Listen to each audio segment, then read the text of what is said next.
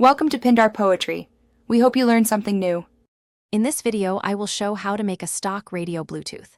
Start by gathering a compatible Bluetooth adapter, wiring harness, basic tools, and your vehicle manual. Remove the trim carefully and locate radio mounting bolts, keeping screws organized. Disconnect the battery before handling wiring to avoid shorts.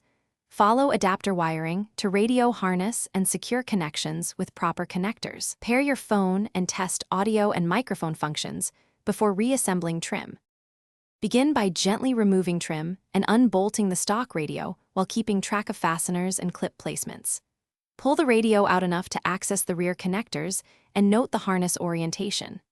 Disconnect the factory harness and antenna, then connect the wiring harness adapter to match power, ground, and speaker wires. Secure the Bluetooth adapter in a ventilated spot and route microphone cable toward the headliner or visor for clear voice pickup. If you are finding this video helpful, please subscribe and like to support more tutorials.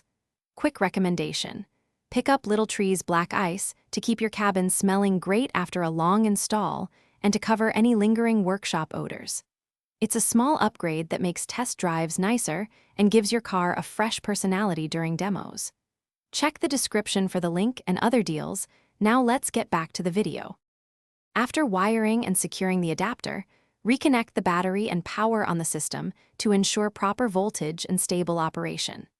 Put the Bluetooth adapter into pairing mode, then connect your phone and play music to check output balance across all speakers. Make a call to evaluate microphone clarity and move the mic or adjust gain if voice sounds muffled. Reassemble panels once everything functions and perform a final road test for confirmation. Thanks for watching. Consider subscribing if we helped you.